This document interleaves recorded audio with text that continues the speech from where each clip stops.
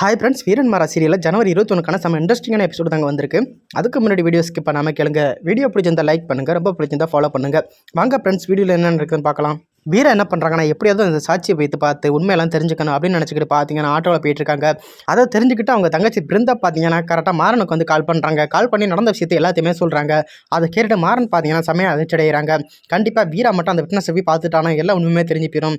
அதுக்கப்புறம் ராகவன் தான் அப்படி பண்ணணுதுன்னு தெரிஞ்சு போயிருமே, இப்போ என்ன பண்ணுறது அப்படின்ட்டு மாறன் பார்த்தீங்கன்னா அதுக்காக ஒரு திட்டம் ஒன்று திட்டுறாங்க.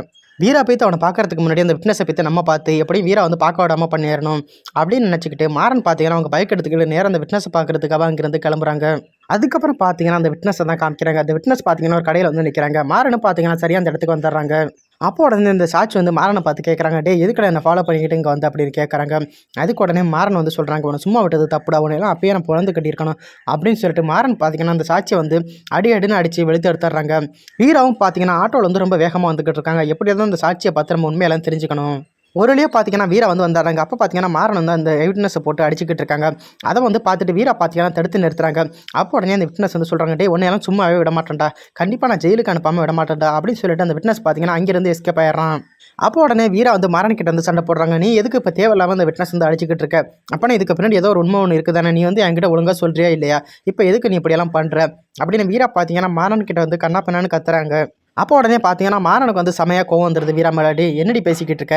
அவன் ராகம் வந்து பணம் கொடுத்ததே அவன் வந்து எனக்கு எதிராக சாட்சி செல்லக்கூடாதுன்னு தான் பணம் கொடுத்தான். ஆனால் அதை மீறி அவன் எனக்கு எதிராகவே சாட்சி சொல்கிறான். அவன் என்னையே ஜெயிலுக்கு அனுப்புறதுக்கு பார்க்குறான். அந்த கோவத்தில் தான் நான் வந்து அவனை அடிக்க வந்தேன் அப்படின்னு மாறன் பார்த்தீங்கன்னா வீரா கிட்ட வந்து நடந்த விஷயத்தெல்லாம் சொல்கிறாங்க. அதுக்கப்புறம் பார்த்தீங்கன்னா வீரா வந்து மாறன் கிட்ட சொல்கிறாங்க, சரி மாறா, ஏதா இருந்தாலும் நடந்த விஷயத்தெல்லாம் வீட்டுக்கு போய் பேசிக்கலாம் அப்படின்னு சொல்லிட்டு பார்த்தீங்கன்னா வந்து ஆட்டோலேயே 2 பேரும் திரும்பி நேராக வீட்டுக்கு வந்துடுறாங்க.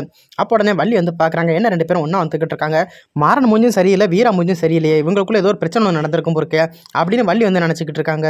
அப்புறம் வள்ளி என்ன பண்ணுறாங்கன்னா நேராக வீரா கிட்ட பற்றி கேட்குறாங்க, என்ன வீரா மாறன் சட்டையெல்லாம் கசங்கி இருக்குது, என்ன ஆச்சு, என்ன நடந்துச்சுன்னு கேட்குறாங்க. அப்போ உடனே வீரா வந்து சொல்கிறாங்க, வள்ளி அம்மா உண்மை தெரியுமா, அந்த சாட்சியை போட்டு ரோட்டில் போட்டு கண்ணாப்பண்ணான்னு அடிச்சுக்கிட்டு இருக்கான். நான் மட்டும் போகலான்னா அவனை அங்கேயே அடிச்சு கொண்டு இருப்பான். ஏற்கனவே அந்த வக்கீல் வேறு சொல்லியிருக்கிறார் சாட்சி வந்து மீட் பண்ணக்கூடாதுன்னு. ஆனால் மாறன் வந்து எதையுமே புரிஞ்சுக்கிட மாட்டேங்கிறான். இவ்வளோ தூரம் இருந்தும் அவனுக்கு எதிராகவே அவன் சாட்சி சொல்லியிருக்கான். இப்படியே மாறன் பண்ணிக்கிட்டு இருந்தால் மாறன் ஜெயிலுக்கு போகிற தவிர வேறு என்ன பண்ண முடியும், நீங்களாச்சும் கொஞ்சம் சொல்லுங்களேன் அப்படின்னு வீரா பார்த்தீங்கன்னா வள்ளி கிட்ட சொல்கிறாங்க. அப்போ வள்ளி உடனே என்ன பண்ணுறாங்கன்னா மாறன் கிட்ட கேட்குறாங்க, என்ன மாறா வீரா சொன்னதெல்லாம் உண்மையா அப்படின்னு கேட்குறாங்க. அப்போ உடனே மாறன் வந்து சொல்கிறாங்க, ஆமாம் வீரா சொன்னதெல்லாம் உண்மை தான். ராகவா பணம் கொடுத்ததே அவன் வந்து எனக்கு எதிராக சாட்சி சொல்லாமல் இருக்கிறதுக்கு தான். ஆனால் அவன் இதுக்கு எதிராக சாட்சி சொல்லிட்டான். அந்த கோவத்தில் தான் நான் அவனை போட்டு அடித்தேன். ஏன்டா மாறன் இப்படி பண்ணிக்கிட்டு இருக்க? நீ அடித்ததில் அவன் ஏதாச்சும் செத்து போய்த்தானே என்னடா பண்ணுறது? ஏற்கனவே உங்கள் அப்பா வேறு உன் மேலே கோவத்தில் இருக்காரு, அது மட்டும் இல்லை கண்மணி மேலே கோவத்தில் இருக்காங்க.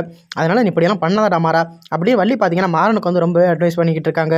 அதுக்கப்புறம் பார்த்தீங்கன்னா வீராவை தான் காட்டுறாங்க. வீரா பார்த்தீங்கன்னா ரொம்பவே குழப்பத்தில் இருக்காங்க. ஏன்டா மாறன் வேறு அப்படி பண்ணிக்கிட்டு இருக்கானே, மாறன் மட்டும் கரெக்டாக அந்த நேரத்துக்கு வரலனா நான் அந்த விட்னஸை மீட் பண்ணி நடந்த உண்மை எல்லாத்தையுமே நான் தெரிஞ்சுக்கிட்டு இருந்திருப்பேன். ஆனால் எல்லாத்தையுமே இந்த மாறன் வந்து கெடுத்துட்டான். அப்போனா இதுக்கு பின்னாடி ஏதோ சதி வேலை இருக்குது, அதை நம்ம கண்டுபிடிக்கணும் அப்படின்னு வீரா பார்த்தீங்கன்னா மனசுக்குள்ளேயே நினச்சிக்கிறாங்க. அதுக்கப்புறம் பார்த்தீங்கன்னா வள்ளி வந்து அங்கேருந்து போயிடுறாங்க. அப்போ வீரா என்ன பண்ணுறாங்கன்னா மாறன் கிட்ட கேட்குறாங்க, ஏன்டா மாறன் நான் கேட்குறதுக்கு உண்மையை சொல்லு, உண்மையாகவே உங்கள் அண்ணன் ராகவா வந்து கண்டிப்பாக உனக்கு எதிராக சாட்சி சொல்லாமல் இருக்கிறது தான் அந்த பணத்தை கொடுத்தாங்களா?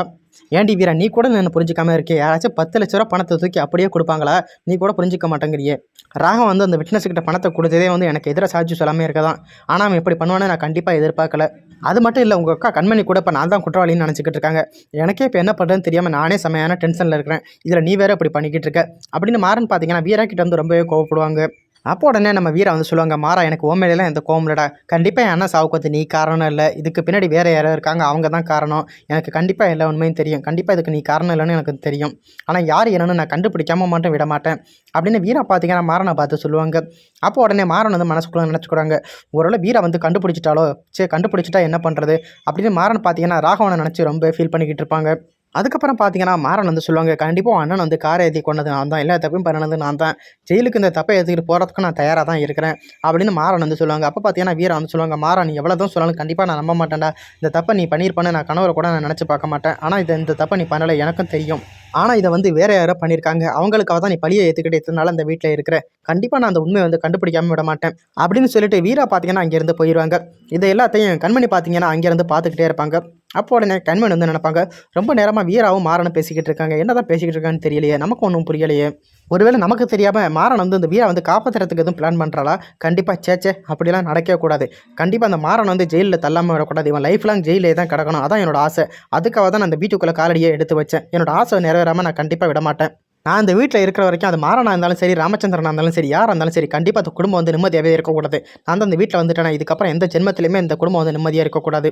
நாங்கள் பாட்டுக்கு எங்கள் அண்ணனோட சந்தோஷமாக இருந்தோம். அந்த சந்தோஷத்தை எல்லாத்தையுமே பிரிச்சுட்டான். கண்டிப்பாக இவனை வந்து நான் சும்மாவே விட மாட்டேன் அப்படின்னு கண்மணி பார்த்தீங்கன்னா செம்ம கோவத்தோடு இருக்காங்க மாறன் மேலே.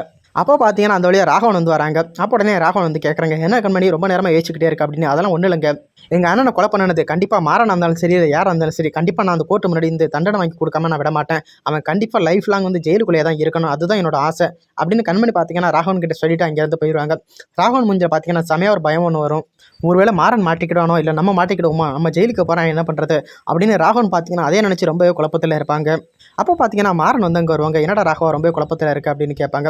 அப்போ ராகவன் பார்த்தீங்கன்னா கண்மணி சொன்னது எல்லா விஷயத்தையுமே மாறன் கிட்ட சொல்லுவாங்க. சே ராகவா, நீ எதுக்கும் கவலைப்படாதடா, அதான் நான் இருக்கலடா, நான் இருக்கிற வரைக்கும் கண்டிப்பாக உன்னை ஜெயிலுக்கெல்லாம் போக விட மாட்டேன்டா, இது வந்தாலும் நான் பார்த்துக்கிறேன்டா. அந்த விட்னஸை பிடிச்சி வாயை திறக்க விடாமல் பண்ணணும், அப்போ தான் நம்ம எல்லாருமே நிம்மதியாக இருக்க முடியும். அது மட்டும் இல்லை, வீராவும் அந்த கேஸில் வந்து ரொம்ப முன்பரமாக இருக்கிறா. அந்த விட்னஸை பிடிச்சி எப்படியாவது உண்மையை தெரிஞ்சுக்கிறதுக்கு.